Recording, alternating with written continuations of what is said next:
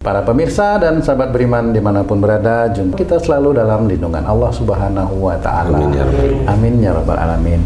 Di video kali ini kita akan ngaji lagi bersama guru kita semua, Pak Ustadz Danu. Assalamualaikum Pak Ustadz. Warahmatullahi wabarakatuh. Amin. Dan saya juga sudah ditemani oleh dua orang sahabat saya yang hadir di sini, Bang Jainuddin. Assalamualaikum Bang. Waalaikumsalam Pak Tung. Amin. Dan juga ada Mas Eko. Assalamualaikum Mas Eko. Waalaikumsalam warahmatullahi wabarakatuh. Amin. Alhamdulillah. Bahasan kami kali ini tentang bengkak gusi. Ini Pak Ustadz. Gusi bengkak. Saya mau tanya nih Pak Ustadz. Saya pernah gusi saya bengkak. Dulu tapi, dan sekarang enggak bengkak karena udah dicabut. Jadi sakitnya itu Pak Ustadz, dari ujung kaki sampai kepala itu sakit. Itu enggak usah ini. Ada orang ngomong jauh aja itu. Wah, di sini udah cenut-cenut. Ngomong jauh gimana maksudnya? Ada orang yang ngomong gitu jalan. Di sini udah terasa sakit gitu, padahal ngomongnya enggak sama saya gitu. Oh, iya. Aduh, kira-kira itu ada salah nggak itu Pak Ustadz? Pasti ada salah ya Pak Ustadz. Mohon penjelasan ini Pak Ustadz. Ya, bismillahirrahmanirrahim. Assalamualaikum warahmatullahi wabarakatuh. Waalaikumsalam warahmatullahi wabarakatuh. Alhamdulillah. Sebenarnya yang kamu alami benar-benar ini kamu alami beneran tuh. Iya Pak, udah hilang.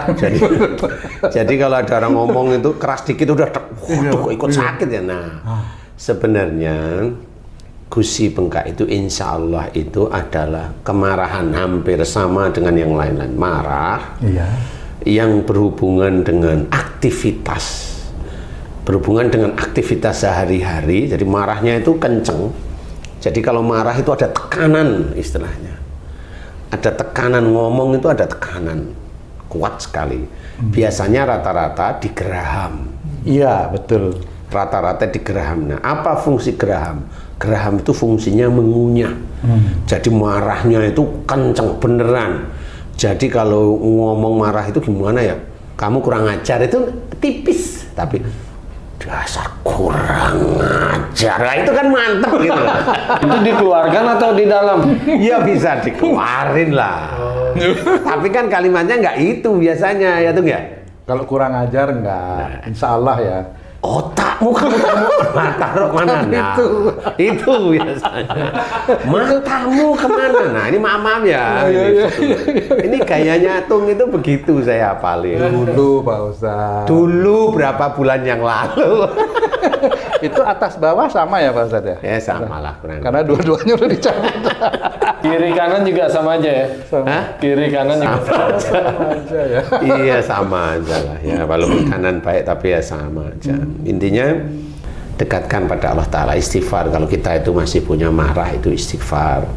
Nanti kalau marah di sini sudah mulai hilang, waktu ini ya, periode sekarang nih ya, marah nih sama siapa, istighfar aja sendiri. Astagfirullahaladzim, ampuni aku ya Allah jika aku masih marah dengan kondisi seperti ini dengan orang itu. Astagfirullahaladzim, tenang. Astagfirullahaladzim, tenang. Astagfirullahaladzim. Nanti paling 3-7 kali ini tenang. Nah, setelah tenang, pujilah Allah. Subhanallah, walhamdulillah, wa la ilaha illallah, wallahu akbar, wa la khawla wa la quwata illa billahil aliyil azim.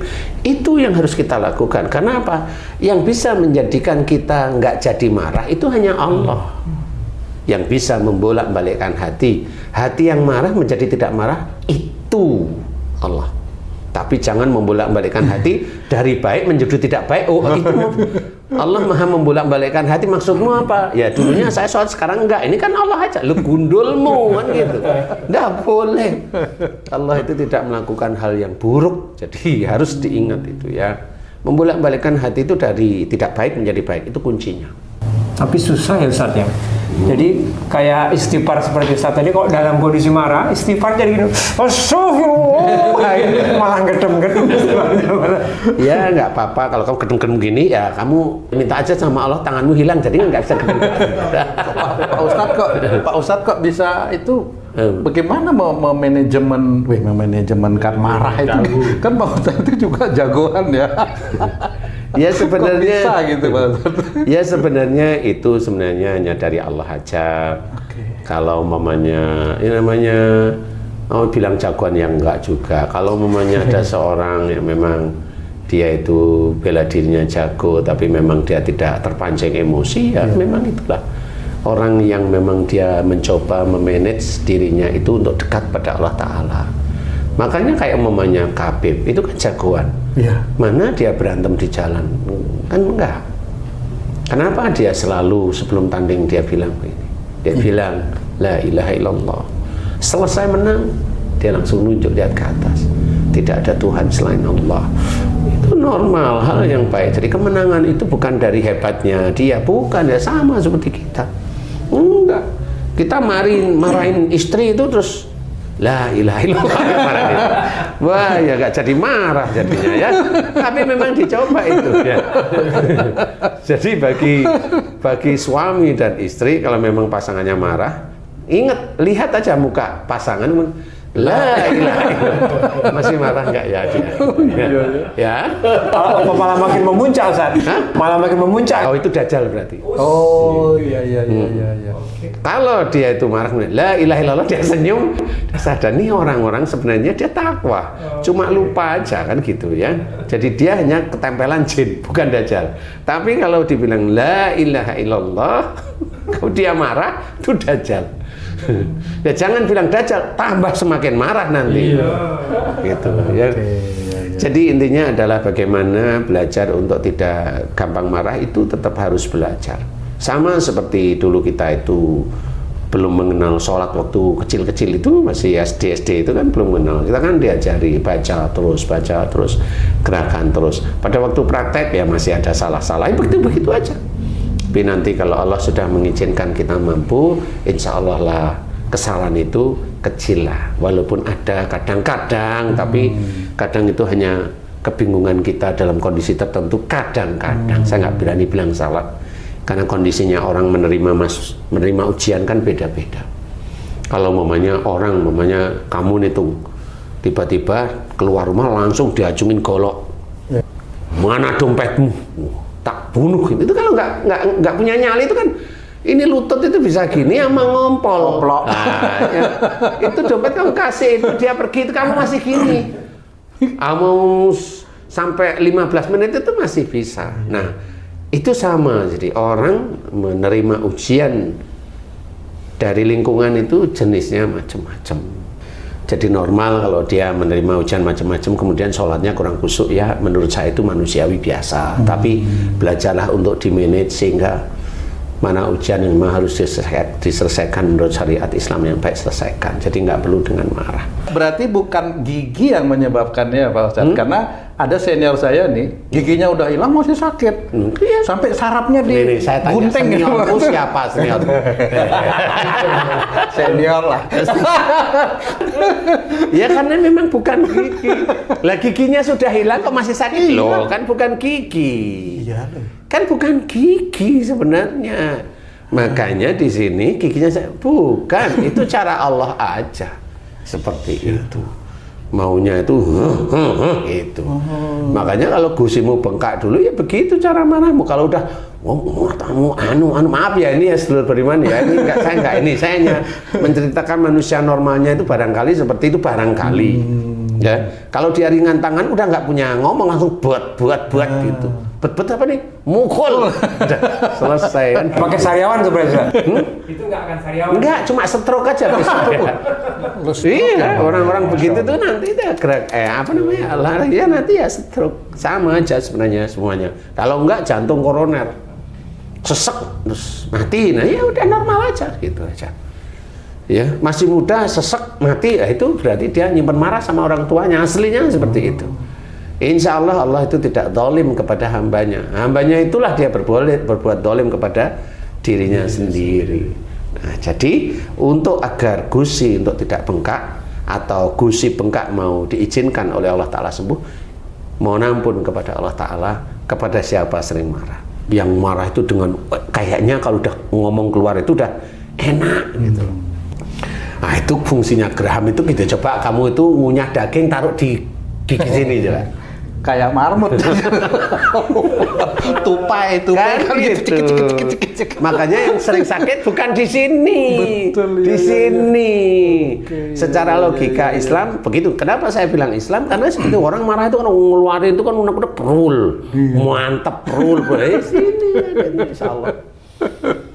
Ya, makanya loh kenapa di situ? Ya itu kan kalau ngunyah daging itu kan enak di situ. Coba kalau mamanya Haji C bilang saya ngunyah daging enaknya di sini. Oh, bagus itu. nanti kalau ngomong jendelanya terbuka 2 apa 4 itu ya. Seperti itu. Jadi belajarlah insya Allah untuk tidak gampang marah. Insya Allah seperti itu, karena kasus-kasus seperti itu banyak dialami dan alhamdulillah banyak diberi kesembuhan oleh Allah Ta'ala kalau dia sendiri kembali ke jalan Allah. Mohon ampun. Kemudian kalau dia sering marah kemana, ke istri, ya minta maaf setiap saat. Nah di sini harus belajar seperti itu agar gusi ini tidak bengkak, tidak ini, belajar untuk tidak marah. Sewajarnya kalau jengkel itu ya senyum aja cukup lah. Ini siapa yang mau kita jengkelin? Umpamanya kamu bikin masalah sama saya. Lah kan saya nggak perlu ngomelin kamu, cukup ya jangan, nah, selesai. Kan gitu, kan nurut. Iya. Tapi besok bikin lagi kan bilang jangan, kan gitu aja kan. Besoknya kapan? Sampai salah satunya nggak ada. Iya. Kalau ada orang yang suruh gini, kalau kamu marah mau melampiaskan cari tempat sepi dan teriak. Itu saya pernah gitu tuh Pak. Nggak boleh juga. Loh kalau tempat sepi itu jarang banyak orang, itu banyak kerajaan jin. Oh itu berebekan telinganya nanti. Nggak boleh itu ya Pak. Loh ya jangan. Loh nanti pulang-pulang malah meriang, masuk angin, terus seminggu nggak sembuh-sembuh, ini mati nanti. Karena jinnya marah. Loh ini rumahku kok diteriaki, siapa dia kan gitu. Iya benar. Coba saya tanya ya. Iya. Ini ada tetanggamu yang menurutmu itu ngeyel, nyebelin, tapi kamu berani. Kamu tahu sih, ya toh? Terus kamu masuk rumah, teriak-teriak di rumah kamu, gimana sih rasanya? Saya tanya sama kamu coba. Iya lucu jadinya itu ya. Lah kok lucu? Marah jadinya. Marah. Coba kamu undul-undul masuk iya. istana presiden. Coba. Nggak ada jadwal ketemu sama presiden. Coba. Iya. Emang kamu dibiarin sama? Nggak ditangkap. Nah, ya begitulah. Harus pakai logika di sini. Itu nggak bisa juga. Nggak boleh seperti itu, tidak boleh. Jadi kita harus benar-benar tenang, santai, hadapi ujian demi ujian itu dengan lapang dada. Itulah cara-cara kita belajar taat. Makanya kenapa banyak orang Islam itu sakit? Ya karena memang tidak bisa memanage perilakunya sendiri, tidak bisa memanage nafsunya sendiri. Nah, itulah cara-cara yang baik mengelola amarah seperti itu. Jadi kalau bahasa Bantulnya itu angry management. Oh, angry ya. Bukan angry bird ya Pak. Angry management ya. Angry management. Manajemen jadi, marah. Ya. Nah, itulah. Nah, cuma banyak manusia atau saudara kita Islam itu memang nggak paham. Karena memang jarang diajari oleh guru-gurunya seperti itu. Apa karena gurunya nggak tahu atau walau alam nggak diajari juga sama gurunya lagi gitu nanti Pak? Ya walau alam Iya, ngerti ya di situ ya, karena memang namanya belajar kan banyak ya. Jadi kalau memang Rasulullah itu sudah bicara jangan marah bagimu surga, ikutin aja. Kalau Allah itu bilang maafkan dia, ikutin. Kalau Allah bilang doakan kesalahan dan dosa mereka kepada Allah, ikutin cara-cara Allah. Kan seperti itu cara-cara yang baik. Kenapa harus harus marah, teriak, mukul ini itu, padahal maafkan aja, selesai. Maafkan aja. Jika umpamanya istrimu salah, kan ya udah maafin aja, kan gitu. Kayaknya nggak pernah salah. Kok jadi bolak-balik ini nanti? Bukan, ini kan ngajarin ya. Jadi intinya harus seperti itu, belajar. Kemudian kalau sakit, mohon ampun kepada Allah Ta'ala, serius. Ya Allah, jika gusi saya ini bengkak, insya Allah disebabkan kalau saya marah, kalau nggak mengeluarkan unek-unek saya nggak puas. Ya Allah, jika itu dosa di hadapanmu, ampuni dosa-dosaku. Astaghfirullahaladzim. Tenang sampai hati, astaghfirullahaladzim. benar kita mohon ampun agar kita ingat besok itu nggak gampang marah. Insya Allah gitu. Kalau mau marah malu, kan gitu. Kalau orang Muslim kan gitu, kalau mau marah malu dia, malu sama siapapun, malu sama diri sendiri juga ya. Ngomong jangan emosional tapi masih marah kan lucu jadinya ya. Insya Allah seperti itu, belajar dan belajar. Wallahu a'lam. Alhamdulillah, terima kasih banyak Pak Ustadz penjelasannya. Para pemirsa dan sahabat beriman dimanapun berada, demikian tadi penjelasan dari guru kita tentang bengkak di gusi ya. Mudah-mudahan tayangan kami kali ini bisa bermanfaat untuk meningkatkan keimanan dan ketakwaan kita kepada Allah Subhanahu wa Ta'ala. Amin. Amin ya rabbal alamin. Sampai jumpa di video kami yang lain. Wassalamualaikum warahmatullahi wabarakatuh. Waalaikumsalam warahmatullahi wabarakatuh. Alhamdulillah.